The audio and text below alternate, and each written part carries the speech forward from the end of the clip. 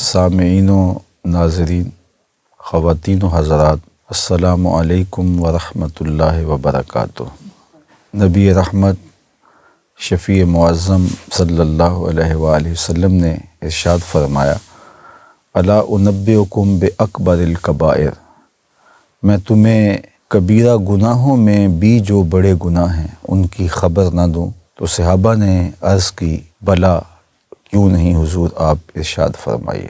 تو آقا کریم علیہ السلام نے ارشاد فرمایا، الاشراک باللہ، سب سے بڑا گناہ اکبر الکبائر، اللہ کے ساتھ کسی کو شریک ٹھہرانا ہے، وعقوق الوالدین، اور والدین کی نافرمانی کرنا ہے، ان کو دکھ دینا ہے، ان کو تکلیف پہنچانا ہے، ان کو اذیت دینا، ان کو ستانا، پریشان کرنا۔ اور پھر اللہ کے محبوب علیہ السلام تشریف فرما تھے تکیہ لگائے ہوئے، تو آقا کریم نے تکیہ چھوڑ دیا اور بیٹھ گئے۔ وکانا متکئا فجلس، تو حضور علیہ السلام تکیہ لگائے بیٹھے تھے تو آپ نے تکیہ چھوڑ دیا اور تشریف فرما ہوئے، فقال، اور ارشاد فرمایا، الا وقول الزور، اور جھوٹ بولنا ہے، جھوٹی گواہی دینا ہے۔ اور پھر اس بات کو بار بار ارشاد فرمایا۔ راوی کہتے ہیں، فما زال یکررھا حتی قلنا لیتہ سکت، آقا کریم بار بار اس کا تکرار فرمائے جا رہے تھے اور ہم کہہ رہے تھے کہ حضور اگر سکوت اختیار فرما لیں، چونکہ حضور علیہ السلام کی مشقت کو صحابہ دیکھ رہے تھے، لیکن حضور امت پر شفقت کی وجہ سے بار بار اس کو بیان فرما رہے تھے۔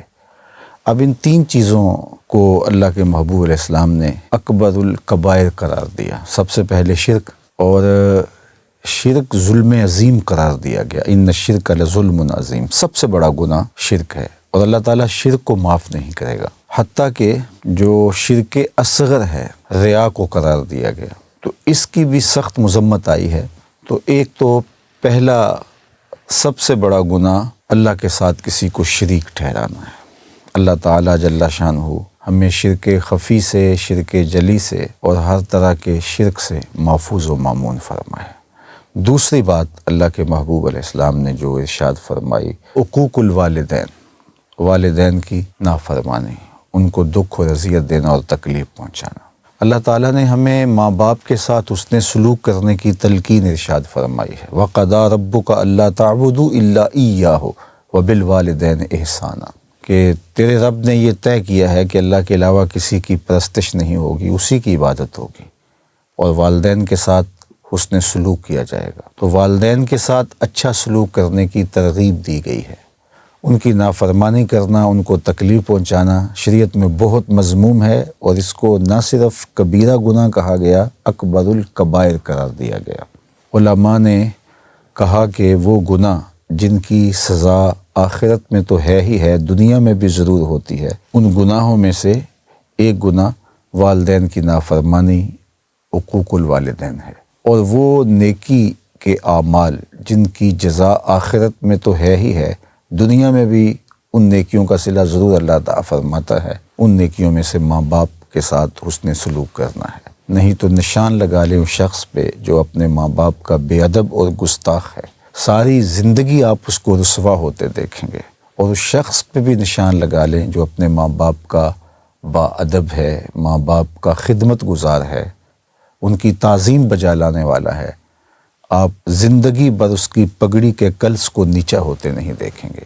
اللہ اسے سرخرو کرے گا، کامیاب اور بامراد کرے گا۔ تو ہمیں ماں باپ کے ساتھ اچھا سلوک کرنا چاہیے، اور کبھی بھی ان کے ساتھ ایسا سلوک نہیں کرنا چاہیے جس سے ان کو اذیت پہنچے، ان کو تکلیف پہنچے، دکھ پہنچے۔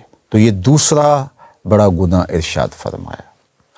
اس کے بعد اللہ کے پیارے محبوب صلی اللہ علیہ وآلہ وسلم تکیہ لگائے تشریف فرما تھے، تو آقا کریم نے تکیہ چھوڑ دیا اور فرمایا، الا وقول الزور، سن لو، تیسرا بڑا گناہ جھوٹ بولنا ہے۔ یہاں ایک سوال آپ کے ذہن میں آ رہا ہوگا کہ شرک بہت بڑا گناہ ہے، لیکن اللہ کے محبوب علیہ السلام نے اس کو بیان کیا تو تکیہ لگائے ہوئے تھے۔ والدین کی نافرمانی بہت بڑا گناہ ہے، لیکن حضور نے اس کو بیان فرمایا تو حضور ٹیک لگائے ہوئے تھے۔ تو یہ جھوٹ بولنا، قول زور، اس پر کیا وجہ کہ اللہ کے محبوب نے ٹیک چھوڑ دی اور حضور بیٹھ گئے؟ تو علماء نے لکھا کہ شرک کی خباثت اور شرک کا برا ہونا یہ تو بالکل واضح ہے، اور اس پر تو کوئی دوسری رائے نہیں۔ اسی طرح ماں باپ کی نافرمانی اور بے ادبی کرنا ایک ایسا جرم ہے کہ جس کی نوعیت کو سب لوگ تسلیم کرتے ہیں، لیکن جھوٹ انسانی زندگی کے اندر اس طرح در آتا ہے کہ وہ اس کو گناہ ہی نہیں سمجھتا اور اس کے معمولات کا حصہ بن جاتا ہے۔ اور نبی آخر الزماں حضور ختم المرتبت صلی اللہ علیہ وآلہ وسلم کی نگاہ نبوت یہ دیکھ بھی رہی ہوگی کہ آنے والے زمانے میں لوگ اس کو کتنا معمولی لیں گے اور بات بات پر جھوٹ بولیں گے، ان کے نزدیک یہ کوئی بات نہیں ہوگی۔ تو اس لیے اللہ کے محبوب نے اس کی اہمیت کو اجاگر کرنے کے لیے ٹیک چھوڑی اور حضور بیٹھ گئے۔ اور اگر آپ اس پہ غور کریں تو 3 تاکیدیں ہیں۔ ایک تو حضور نے ٹیک چھوڑی اس کی اہمیت کو اجاگر کرنے کے لیے، اور دوسرا اللہ کے محبوب نے الا سے شروع کیا، الا وقول الزور، اور یہ حرف تنبیہ ہے۔ اور تیسری بات فما زال یکررھا، حضور بار بار اس کا تکرار کر کے اس کی اہمیت کو اجاگر کیا، اس کی برائی کو واضح کیا اور لوگوں کے ذہنوں کے اندر راسخ کیا کہ یہ کتنا بڑا جرم ہے کہ کوئی جھوٹ بولے۔ خاص طور پہ اللہ کے محبوب علیہ السلام نے جھوٹ کے حوالے سے بات کرتے ہوئے ان 3 چیزوں کا اہتمام کیا۔ تو جھوٹ بولنے سے برکت اٹھ جاتی ہے، جھوٹ بولنے سے آپ کے اعمال کا نور ختم ہو جاتا ہے۔ ابھی ماہ صیام چل رہا ہے تو اللہ کے محبوب کا فرمان بارہا آپ کی نظروں سے گزرا ہوگا، اور آپ نے بارہا حضور علیہ الصلوۃ والسلام کا یہ فرمان سنا ہوگا، من لم یدع قول الزور والعمل به فلیس للہ حاجۃ فی ان یدع طعامہ وشرابہ۔ اللہ کے محبوب نے ارشاد فرمایا کہ جس نے قول زور نہیں چھوڑا، جھوٹ اور جھوٹے کام نہیں چھوڑے، تو اس کے بھوکا اور پیاسا رہنے کی اللہ کو کوئی ضرورت نہیں ہے۔ تو روزے کا مقصد تو ان برائیوں سے اپنے آپ کو بچانا ہے، اور یہ ایک مضبوط حصار ہے ہمارا۔ لیکن اگر ہم جھوٹ بولتے رہیں، جھوٹی گواہیاں دیتے رہیں، ہمارے رویے، ہمارا طرز زندگی، ہمارا انداز معاشرت جھوٹ کے مطابق ہی چل رہا ہو، تو پھر ہم صرف فاقہ کاٹ رہے ہیں، صرف بھوک گوارا کر رہے ہیں، صرف پیاس برداشت کر رہے ہیں، تو روزے کا نور نصیب ہی نہیں ہو سکتا۔ تو ہمارا دین سچائی پر مشتمل دین ہے۔ اگر آپ مجھے پوچھیں کہ اسلام کا کوئی دوسرا نام، تو میں برجستہ کہہ سکتا ہوں کہ اسلام دین صدق ہے، اسلام سچائی کا دین ہے۔ اور میرے اور آپ کے آقا و مولا اعلان نبوت سے قبل بھی صادق و امین کہلاتے تھے۔ یہ میرے اور آپ کے آقا و مولا کی عظمت ہے، یہ حضور علیہ السلام کی شان ہے۔ تو ہم ان کے ماننے والے اپنی زندگی کو کس طرح جھوٹ کے ساتھ جوڑے ہوئے ہیں، اور شب و روز جھوٹ ہماری زندگی کا ایک انداز اور تیور بن گیا ہے، بلکہ ہماری زندگی کا جزو لا ینفک بن گیا ہے۔ تو اس حدیث پاک کے اندر کبیرہ گناہوں میں سے بھی جو اکبر ہیں ان کا ذکر فرمایا گیا۔ ویسے تو علماء نے کہا کہ جو صغیرہ اور کبیرہ کی تقسیم ہے وہ ایک دوسرے گناہ سے موازنے کے اعتبار سے ہے، ورنہ ہر وہ عمل جو اللہ کی ناراضگی کا سبب ہو وہ چھوٹا نہیں ہو سکتا۔ جو بھی گناہ اللہ کو ناراض کر دے تو وہ گناہ چھوٹا تو نہیں ہے، وہ تو بڑا ہی ہے۔ تو کبیرہ اس لیے کہا گیا کہ اس پر وعید زیادہ ہے، اس کی سزائیں بیان فرمائی گئی، اس پر حد نافذ ہوتی ہے، آخرت میں اس کی سزا بیان فرمائی گئی ہے۔ تو اس اعتبار سے صغیرہ اور کبیرہ کی تقسیم کی گئی، اور پھر ان کبیرہ گناہوں میں بھی جو اکبر الکبائر ہیں وہ یہ 3 گناہ بیان فرمائے گئے، اور ایک حدیث میں 4 بیان فرمائے گئے، اور اس میں قتل کو بھی بیان فرمایا گیا۔ تو شرک سے اجتناب، اور ماں باپ کی نافرمانی سے اجتناب، اور جھوٹ بولنے سے اور جھوٹی گواہی دینے سے اجتناب، یہ ہمارے دین کا ہم سے تقاضا ہے، ہمارے رسول کا ہم سے تقاضا ہے۔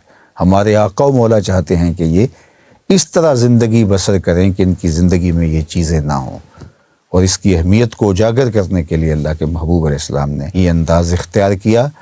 اور صحابہ کا وہ قول دیکھیے، حضرت ابو بکرہ نفیع بن حارث رضی اللہ تعالیٰ عنہ کا قول، وہ فرماتے ہیں کہ حضور بار بار اس کا تکرار کیے جا رہے تھے، الا وقول الزور الا وقول الزور الا وقول الزور، اور ہم کہہ رہے تھے کاش کہ حضور سکوت اختیار فرما لیں، حضور خاموشی اختیار فرما لیں۔ حضور مشقت میں ہیں لیکن حضور امت کے ساتھ جو شفقت کا ایک علاقہ رکھتے ہیں، آپ کے قلب اطہر میں امت کی جو بے پناہ محبت ہے، اس لیے حضور چاہ رہے تھے کہ میں بار بار اس کا تکرار کروں اور میری امت اس گناہ سے بچ جائے اور جھوٹ جیسے عیب سے عیب دار نہ ہو۔